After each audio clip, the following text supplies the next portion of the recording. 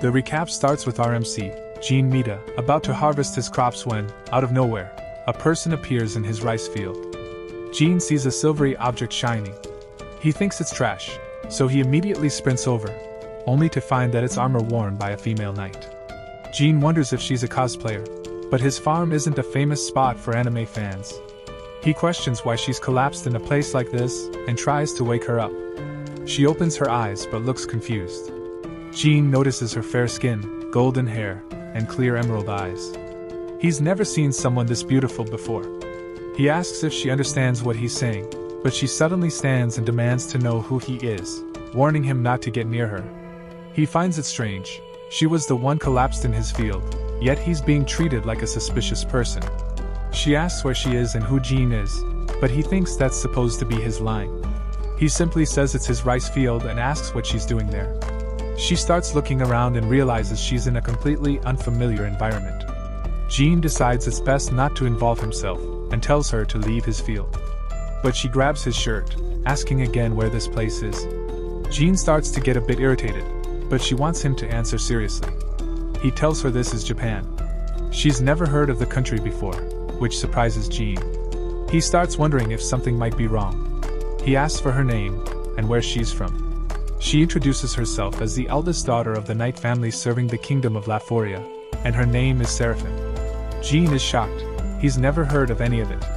She raises her voice, claiming her kingdom is very powerful and that even a farmer should have heard of it. He says he still hasn't. He asks if he's one of those people who pretend to be anime characters from fantasy worlds. She thinks Jin is insulting her and unsheathes her sword, ready to fight.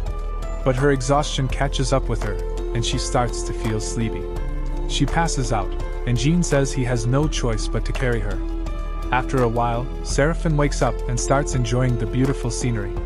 She realizes she's on Jin's back and asks where he took her. He tells her this is his house. Jin is really tired and asks if she can walk on her own because her armor is heavy. He wonders how such a delicate girl is able to wear and walk in such heavy armor. To Jin's surprise, she then jumps over his fence with ease. The next chapter starts with Seraphim admiring Jin's house.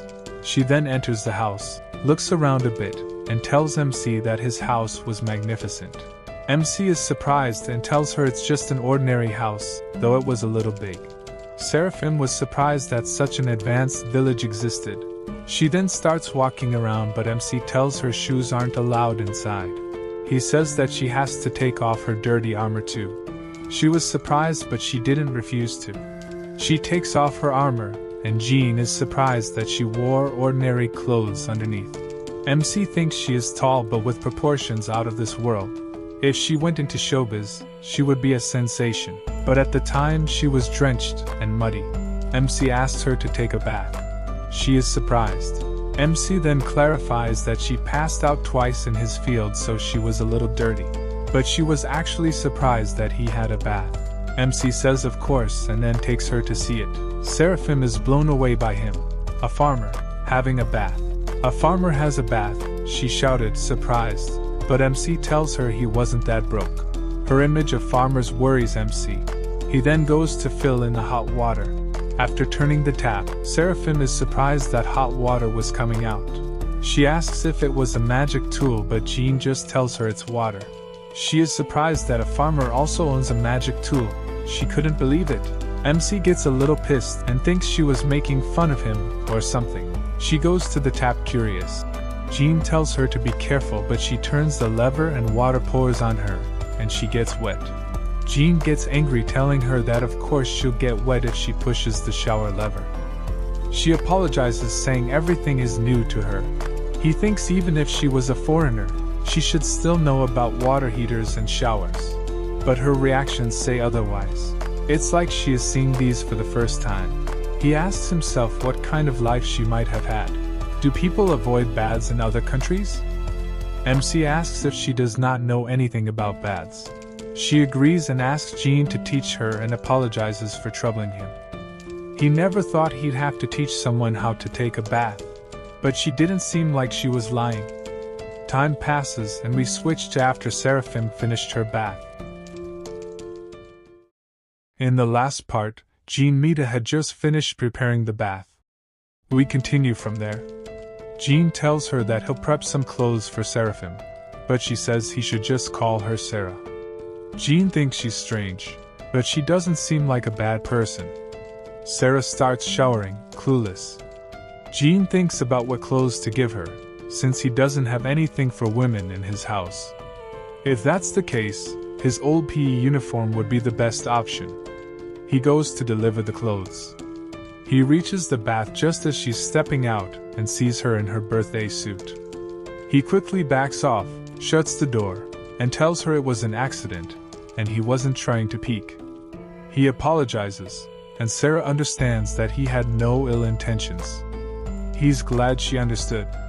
Sarah tells him to just forget that it happened. Jin says he left the clothes outside. Time passes to after she finished. Sarah apologizes for taking so long, and Jin asks if the clothes fit well. She says they fit perfectly, they're very comfortable, and she thanks him. Jin thinks his old clothes suddenly look fashionable when she wears them. Everything looks good when worn by a beautiful person. He then looks down and realizes she's not wearing a bra underneath. He gets a little nervous. There's nothing he can do, so he just pretends he didn't see. He asks if she wants to eat. She tries to say no, but her stomach growls mid-sentence. She gets embarrassed, and Jin goes to prepare the food. She asks if there's anything she can help with, but Jin says the guests should just wait for the food. While he's cooking, she thinks it smells really good. He finishes preparing the food, and Sarah thinks it looks delicious. She asks if it's really okay for her to join him. Jin says it's not an issue. She looks at the food, and Jin asks if there's anything she doesn't like. She says that's not the problem. She just doesn't know how she should eat the food. He tells her to use chopsticks, but remembers she's a foreigner and fetches a knife and fork. Sarah thanks him. He thinks that even though she speaks Japanese fluently, she doesn't know anything about the culture. She's a mysterious girl. The next chapter starts with Jin saying something, and Sarah asks what it means. Jin tells her it's a way of expressing thanks before the meal. Sarah didn't know of such customs, but she follows along, also expressing thanks. She picks up something and asks what it is. Jin tells her it's rice, from the field where he found her. She tries it and thinks it's delicious. Jin is glad she liked it. He tells her it tastes better when mixed with other dishes. She tries what he said and agrees, it's even better with side dishes. She tries the soup and asks what it is. Jin tells her it's called miso soup. She enjoys the soup and thinks it's delicious. Jin starts thinking about how many years it's been since he had a meal with someone. It's strange. They finish eating, and Sarah thanks Jin again. Jin finishes cleaning up the dishes. Sarah remembers she didn't ask for his name, and he introduces himself as Jin Mita. She says his name, but merges it.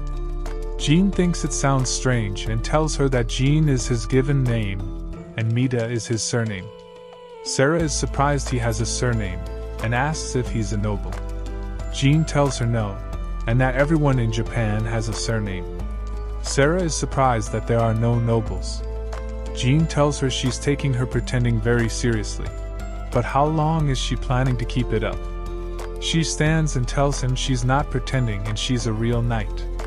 Jin tells her she has something on her face. She then sits down. Jin then asks, if she's not pretending, where did she come from? She says she was in the forests of the Tswaij region of her kingdom, and that she'll explain what happened. Jin looks at her, and says she still has something on her face. The next chapter starts with Sarah and her comrades facing off against monsters. The group didn't expect to face this many. They wanted to regroup, but Sarah continued fighting, killing monsters left and right. One of her comrades called out to her, but she told them to go, she would lure the monsters away. The battle lasted the whole night, leaving Sarah physically and mentally exhausted. She passed out along the way. When she woke up, she was in Jin's field. Jin looks at her and says he doesn't understand anything she said. Sarah agrees and says she doesn't know what happened either, guessing it might have been advanced magic. But Sarah didn't get what he meant by that. Jin says the location she mentioned doesn't exist. Sarah says that's impossible. She was just in that forest. She wants to go back to check if her comrades are safe and report what happened. Jin thinks for a second, then pulls out his phone to show her the map. Sarah gets excited and asks if it's a refined version of the heating equipment. Jin tells her it's just a phone, everyone has. He shows her the world map. Sarah is shocked that her kingdom isn't on it. She walks toward the door. Jin asks what's wrong. Sarah says she's grateful and will repay him someday. Jin asks where she's going, then Sarah says she's going back to her kingdom. Jin reminds her that it doesn't exist. But she jumps, lands on the ground, then tells Jin they'll meet again. She then starts sprinting. Jin thinks what she did can't be shrugged off. It was beyond what humans could do. He starts thinking about her, then stops, saying it's none of his business now. He looks at the time and remembers he had to deliver produce, and he's out of time. We switch to the next day where Jin says yesterday was a weird day and Sarah was the reason. He then stops thinking about it because it's none of his concern anymore. He sees a long cucumber and thinks it reminds him of Sarah's massive sword. He stops himself from thinking too much about it. His life is finally going back to normal, and he also has customers who rely on him, so he needs to do a good job. We see that because he was late yesterday, he apologized a lot, but the guy knew Jin wouldn't do that for no good reason, so he wasn't mad about it. After harvesting the crops, he drives back in his truck and he starts to think about the events of the day, and how he needs to deliver early so he won't inconvenience others. He's exhausted, but at least he has some beer at home, and he can cook something up. While driving, he sees someone standing on the road, so he hits the brakes. Jin apologizes for almost hitting the person, then he sees it's actually Sarah gazing at the field. Jin gets out of his truck and asks Sarah what she's doing here. Jin asks if she found her kingdom, and she explains that no matter who she asked, nobody knew anything and they seemed surprised when she asked. Jin thinks that Sarah is less optimistic and quieter. He thinks about everything she said and suggests that she might have come from another world.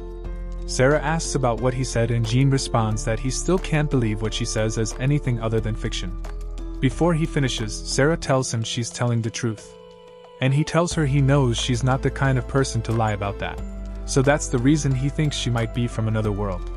Sarah says this place really is different from where she came from, and she also thanks Jin for believing her. Jin says it's late, and it gets really dark at night, so he tells her she can stay at his house because she must be tired. Sarah smiles and thanks him. They both get in the truck and he wonders if she's okay sitting at the back of the truck. The road ahead is smoother, so he says it won't be a really bumpy ride. Sarah, behind the truck, looks at the sky with a blank expression almost the entire way there. When they arrived home, Sarah seemed to have calmed down a bit, and she tells Jin she's tired, so she goes to sleep early. He thinks she might be hiding her emotions. If Jin was in Sarah's shoes, suddenly finding himself in a completely unfamiliar place, he would get overwhelmed and probably burst into tears. Jin prepares a glass of water for her. While going to Sarah's room, at the door he hears sobbing and gets why she would be crying. He stands there for a few seconds, then leaves the glass of water at the entrance, and goes back to his kitchen. He wants to let the ingredients stay overnight, so he can make some kelp broth. He also seasons the fish to let it marinate overnight as well. He starts thinking of the time they ate together, and how Sarah really liked the food and how she smiled and thanked him. He plans to make a meal she'll enjoy again so she can feel a little better. The next chapter starts with Sarah waking up in the morning. She thinks she fell asleep without realizing. She remembers the events of the previous day, and she takes a big breath, assuring herself there's no use in constantly agonizing over it. She insists she needs to think of what she'll do. She goes to open the window for some fresh air, and she is mesmerized by the amazing view and says it is beautiful. She then smells something delicious and her stomach starts to growl a lot. She goes to see what it is, then she finds Jin cutting vegetables and preparing a meal. She greets him and he flinches before responding to her. He thinks that surprised him because it has been very long since someone greeted him in the morning. Sarah thanks Jin for leaving that glass of water and asks where she should put the glass. He tells her to leave it at the table. She looks at what Jin is preparing and asks if there's anything she can help with.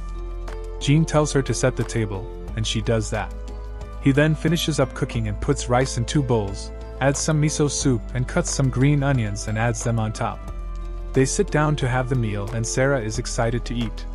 Jin thinks that his plan to cheer her up worked. He tells Sarah that he's glad she cheered up and says they should start eating. Sarah takes a tomato and tries it. She likes it, and she tells Jin about its flavor and sweetness. Jin tells her it's a tomato.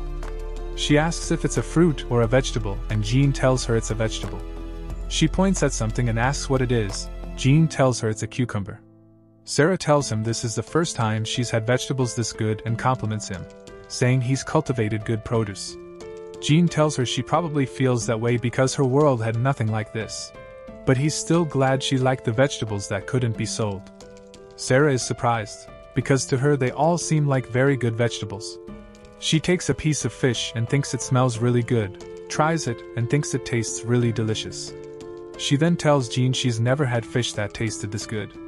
She tries some rice and thinks it tastes delicious. She tries mixing miso soup and rice and you guessed it, she says it tastes delicious. She compliments the taste, fragrance, and texture of the fish and tells Jin she's never had any fish that didn't have a distinct fishy smell before. She asks what kind of fish it is, and he tells her it's called salmon. Jin asks if Sarah ate fish in her world too. She tells him yes, they had a type of fish called the donko that was really common and cheap. She starts getting more flashbacks about how the fish smelled. Jin thinks it must be unappetizing judging by her expression. He tells her it made him curious and now he wants to try it. Sarah suddenly shows a serious expression. Jin asks what's wrong and she says she's ashamed. He asks why and she says she can't eat salmon without making a mess. Jin thinks it must be difficult to eat it with a fork. Please like and subscribe so we can reach 100 subscribers. Thanks for watching.